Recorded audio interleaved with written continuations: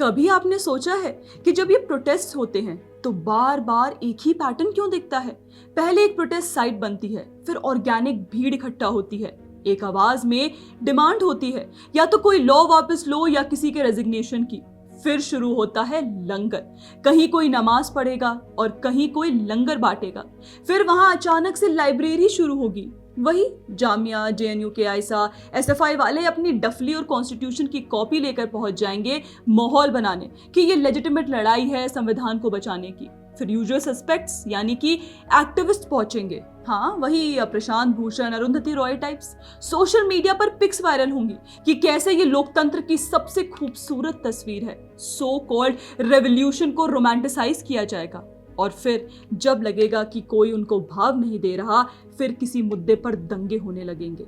Shaheen Bagh, farmer protest और अब ये कॉकरोच जनता पार्टी में सोनम वांगचुक का हंगर स्ट्राइक। इसी में देखिए कल आम आदमी पार्टी के संजय सिंह ने कहा कि जब तक मांगे पूरी नहीं होंगी वो मॉनसून सेशन डिसरप्ट करेंगे। बेसिकली सॉल्यूशन नहीं, डिसरप्शन ही एक एंड गेम है। और हाँ, एक मिनट, आप सोचेंगे what is this behaviour Shreya, कि तुम इतने नेक काम को सिंपैथी बांटना कह रही हो। पर एक बार रुकिए और खुद सोचिए, ये इल्यूजन क्रिएट करने के पीछे का कारण ही यही है कि ऐसे एक्शंस करो जो देखने में ह्यूमैनिटेरियन एफर्ट्स लगे, लेकिन जैसे ही उस पर कोई ऑब्जेक्शन उठाए तुरंत इसे मर्डर ऑफ डेमोक्रेसी बता दो। दोस्तों, इससे पहले हम वीडियो में आगे बढ़े, आप प्लीज हमारे सभी चैनल्स को सब्सक्राइब जरूर कर लीजिए। जी हाँ दोस्तों, जंतर मंतर में चल रहे कॉकरोच प्रोटेस्ट को ही देखिए, जहां AISF यानी कम्युनिस्ट पार्टी ऑफ इंडिया के स्टूडेंट विंग प्रोटेस्ट साइट पर एक सो कॉल्ड लाइब्रेरी सेटअप करती है, जिसे पुलिस द्वारा वहां से हटाने के लिए कह दिया जाता है। बस इसी को लेकर स्वरा भास्कर वाला सेक्युलर लिबरल इकोसिस्टम एक्टिवेट हो जाता है और इसे attack on students, education and democracy कहकर इस पर आउटरीच क्रिएट करने लगता है। वैसे एक तरह से देखें तो स्टूडेंट्स को तो किताबें पढ़नी ही चाहिए, तो ये रोड साइड लाइब्रेरी तो अच्छी बात है, लेकिन प्रॉब्लम तब आती है जब ये लाइब्रेरी से बढ़कर एक एजेंडा बना हो। फार्मर प्रोटेस्ट के वक्त भी टिकरी बॉर्डर पर एक फुल फ्लेज लाइब्रेरी बनी थी। ऐसी ही लाइब्रेरी बनी थी शाहीन बाग में। एक बस स्टॉप जो कि पब्लिक प्रॉपर्टी है, उसको चक्का जाम करके एक लाइब्रेरी में कन्वर्ट कर दिया गया था।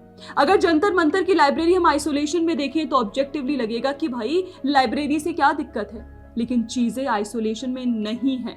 Library Jantar Mantar, farmer protest site पर और शाहीन बाग प्रोटेस्ट साइट पर भी पाई गई थी। और ये सब मैं कोई हवा में बातें नहीं कर रही हूँ, क्योंकि इससे पहले भी 2020 के anti CA Shaheen Bagh protest के दौरान एक फातिमा शेख सावित्रीबाई फुले लाइब्रेरी सेटअप की थी, जिसके one of the student organizers थे मोहम्मद आसिफ, जिन्होंने इसे सिंबल ऑफ प्रोटेस्ट बताया था।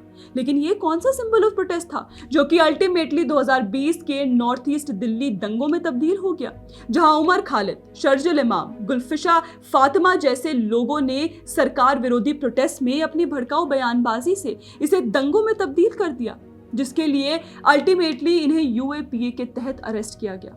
2020-21 के फार्मर्स प्रोटेस्ट के दौरान भी इसी ट्रेडिशन को आगे बढ़ाया गया। टिकरी बॉर्डर पर शहीद भगत सिंह लाइब्रेरी शुरू हुई और बाद में सिंघू और गाजीपुर बॉर्डर्स पर भी लाइब्रेरीज बनी। फार्मर्स ने ट्रॉली टाइम्स नाम का न्यूज़पेपर भी लॉन्च किया और ट्रॉली टॉकीज जैसे मीडिया इनिशिएटिव्स की प्लानिंग की, और ये भी यूथ द्वारा सेटअप किए जा रहे थे, जिन्हें प्रोटेस्ट और रेजिस्टेंस का सिंबल करके दिखाया गया।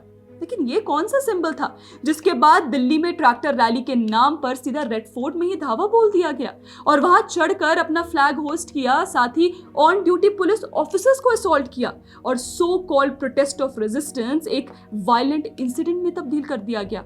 अब आप बताइए, ये कौन से पीसफुल प्रोटेस्ट हैं दोस्तों? और आज एक बार फिर 2020-21 के ये पैटर्न्स 2026 के कॉकरोच जनता पार्टी के प्रोटेस्ट में जंतर मंतर में देखने को मिल रहे हैं, और ये भी पुराने इंसिडेंट्स की तरह वायलेंट राइट्स में तब्दील ना हो, इसलिए पुलिस अगर प्रिकॉशनरी मेजर्स ले रही है तो उसमें स्वरा भास्कर के इकोसिस्टम को इतनी मिर्ची क्यों लग रही है? ओह हाँ, मैं तो भूल गई कि गाजा पर आंसू बहाने वाले इस इकोसिस्टम को अपने देश में क्रांति करने और भड़काने का काफी शौक रहा है। और जैसा हमने शुरुआत में भी बताया था कि इस इकोसिस्टम का ये पैटर्न रहा है ऐसे इंसिडेंट्स को हवा देने का। अब देखिए, सीजेपी प्रोटेस्ट में एक शख्स मोहम्मद जुनैद बड़ी चर्चा में है, जो कि प्रोटेस्टर्स के लिए खाना लाते हैं और उन्हें परोसते हैं। इनफैक्ट भाईजानों का एक पूरा गैंग इस प्रोटेस्ट में कई बार दिखा है लोगों को खाना खिलाते हुए।